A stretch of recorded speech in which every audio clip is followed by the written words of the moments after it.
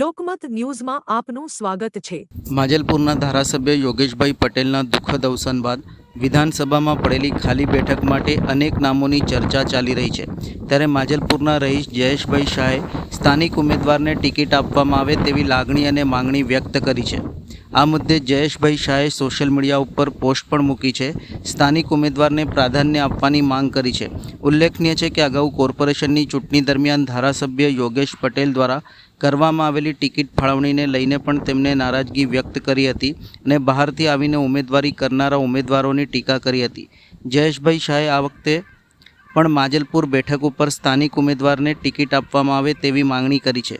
તેઓ ચિરાગભાઈ ઝવેરીના શાળા છે। માજલપુર વિસ્તારમાં ચિરાગભાઈ ઝવેરી પ્રજા વચ્ચે લોકપ્રિય અને સ્થાનિક નેતા તરીકે ઓળખાતા હતા। તેમણે વિસ્તારના લોકોના પ્રશ્નોના નિરાકરણ અને પ્રજાહિતના અનેક કાર્યો કર્યા હતા। હવે ચિરાગભાઈ ઝવેરી અને યોગેશભાઈ પટેલ બંનેના અવસાન બાદ માજલપુરની રાજકીય કમાન કોના હાથમાં સોંપવામાં આવશે તે મહત્વનો વિષય બન્યો છે। આગામી દિવસોમાં માજલપુરની પ્રજા કોના ઉપર વિશ્વાસ મૂકે છે તે પણ જોવાનું રહેશે।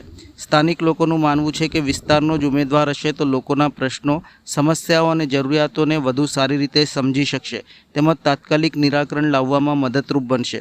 જ્યારે અન્ય વિસ્તારના ઉમેદવારોને સ્થાનિક પ્રશ્નો સમજવામાં સમય લાગી શકે છે અને આ જ કારણે સ્થાનિક ઉમેદવારને ટિકિટ આપવામાં આવે તેવી લાગણી અને માંગણી લોકો પણ કરી રહ્યા છે અને જયેશભાઈ શાહ દ્વારા પણ કરવામાં આવી છે। વડોદરામાં સારામાં સારો એરિયા એટલે માજલપુર વિસ્તાર।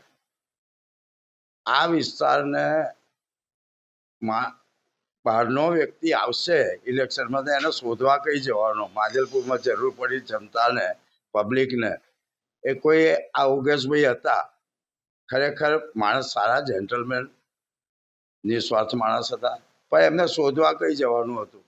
આટલા વર્ષ, 40 વર્ષ રહ્યા, એમનું ઘરનું એડ્રેસ નહીં, એમનો ફોન નંબર નહીં, માજલપુરમાં કોઈ ઓળખે નહીં કે યોગેશભાઈને। પણ ખરેખર મારે યોગેશભાઈનું ઉપર માન છે, પણ અહીંયા બહારની વ્યક્તિ આવશે તો માજલપુરનું કામ કોણ કરશે, કેવી રીતે કરશે, ક્યારે કરશે? અને ભૂગોળ જાણતું જ ના હોય કે માજલપુરમાં ગટર લાઈન ક્યાં છે, પાણીની લાઈન ક્યાં છે, એમનો ફંડ ફાળો વાપરવાનો થાય, ગાંધીનગરથી આવે તે પૈસા ક્યાં ખર્ચશે? રોડ રસ્તાના બધા જ કામો જરૂરી છે, કોર્પોરેશન કરે છે, પણ કોર્પોરેશનમાં અત્યારના ચૂંટાયેલા, ગઈ વખતના ચૂંટાયેલા કોઈ કોર્પોરેટર માજલપુરના છે નહીં। ભાઈ, કોર્પોરેટરો માજલપુરના હોય, ધારાસભ્ય માજલપુરના ના હોય તો ધારાસભ્યને શોધવાના કઈ, કોર્પોરેટરો શોધવાના કઈ?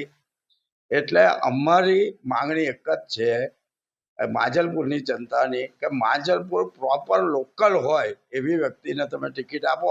અમે ખોબે ખોબા ભરીને અમે એમને વોટ આપીશું, જબરજસ્ત એમની બહુમતીથી અમે કરી આપીશું।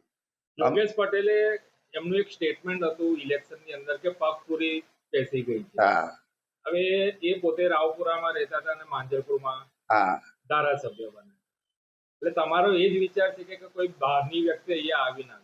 જો યોગેશભાઈએ સરસ સ્ટેટમેન્ટ આપેલું, પણ એ વખતે મેં પણ વિરોધ કર્યો હતો યોગેશભાઈને માન આપવા માટે, એમને ટેકો આપવા માટે કે કોઈ બહારની વ્યક્તિ હોવી જોઈએ નહીં। છતાં યોગેશભાઈની વાત આ લોકોએ ઉડાડી દીધી આગળ ઉપરના નેતાઓએ અને એમનું અપમાન કર્યું કહેવાય યોગેશભાઈનું।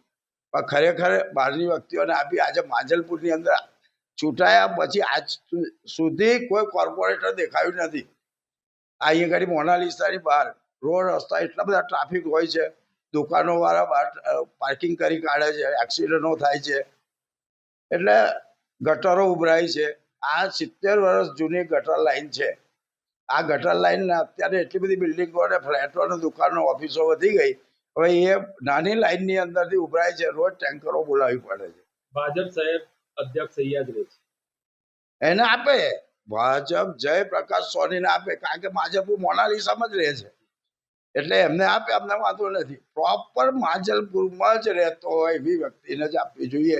જયપ્રકાશ સોની માણસ જેન્ટલમેન છે, કામ કરે એવા છે, એવાને ટિકિટ આપે અને અહીંયા મંત્રી પણ બનાવે તો માજલપુરનો ઉદ્ધાર થશે।